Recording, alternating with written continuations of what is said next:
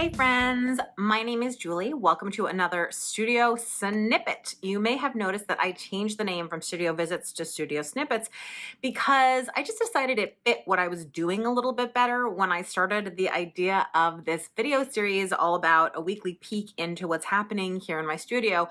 I sort of didn't really know what it was going to be, and now I think, what are we, 21 or 22 or something videos into it, I think I have a better sense of what the series is all about. So studio snippets, just tiny little bits from here.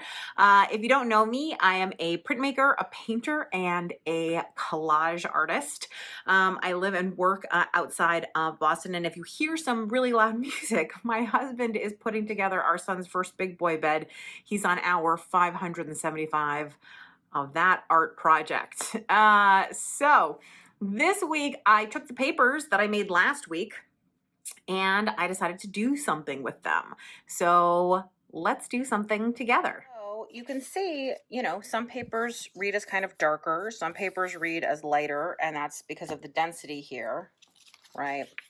But overall, it would actually be really hard to make a collage, like really difficult to make something with just these pieces, because even though some read slightly darker and some read slightly lighter, there's kind of a sameness about them, even though they're actually, they were created quite differently. So what I like to do is I like to make sure that I mix in some things that have a little more dense darkness, and I'll show you what I mean. This is a piece of paper that my son made, you can see, and I had used part of it, and you can see now I have these kind of much blacker bits, but they still have a little bit of color in them. Now, when I put this on here, right, suddenly we're starting to talk about the fact that there's enough contrast here for this to start to be interesting, right? Okay, so then I can start to have, different shapes kind of talking to each other, and we can start to bring in some of the other black and white papers, but you need that contrast of kind of, I don't know, density. Okay, let's make a real little collage. So I generally hate glue sticks, but Yoo-hoo glue sticks are the only ones that work, and for the sake of like a small little something like this, I will use a glue stick. The reason that I don't like glue sticks is because I find that the paper often is not really stuck down, and that drives me crazy. Especially if you're selling something or giving it to someone, you want to make sure that your work is going to hang together. But for a quick exercise that I'm probably going to stuff into my studio notebook, glue stick is fine. So I'm constantly looking for contrast, right? This contrasts. Then I can bring in some of these darker pieces, and that can really start to create contrast and some interesting shapes. There's a thing I often teach in my collage classes where I just say, don't think, just glue. Or glue and go. Because the more you kind of dither around about it, the more precious it becomes, and then it becomes a whole thing, and it's just not worth it. So I love using bits and pieces left over from old projects because they're shapes that I wouldn't necessarily have thought of myself. So I rejected this because it's not dense enough, right? I want something that's a little denser, unless I'm going to put it maybe in here, in which case that could be interesting. Let's see.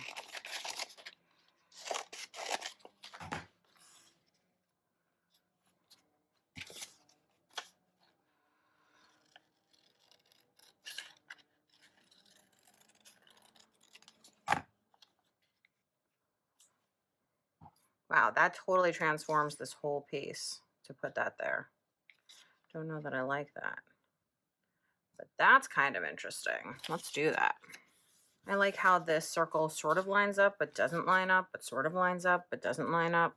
So I'm interested in this piece of paper because it has these little pencil lines on it, and I feel there's kind of a sameness in the line weight of everything. So it's really important, again, to have that kind of contrast.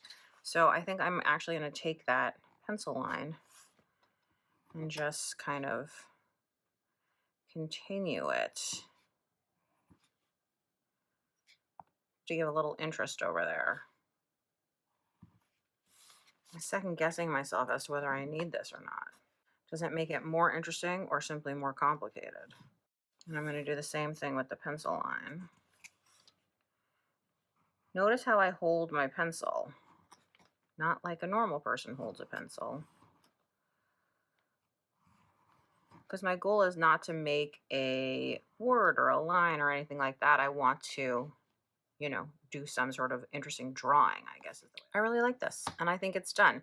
Now, one of the things I like about it is that this piece of paper has this little spot of red and a little bit of blue, you know, and I have some other kind of pieces here, again, that are dark, but have some interesting color in them, and that would, again, totally change. Oh, I like that. Sometimes I often tell my students and my coaching clients, you need a surprise. You need a surprise, something that's a little bit different. Okay, this looks great. I'm really happy with it. Thanks so much for watching. I hope you enjoyed this little visit here to my studio. If you'd like, I do teach classes here in my home studio. I hope you'll come to the Boston area for a visit. Otherwise, I have lots of classes online. I have a wonderful, robust membership program with hours and hours and hours of content for you. So join me, and thank you so much for watching this video.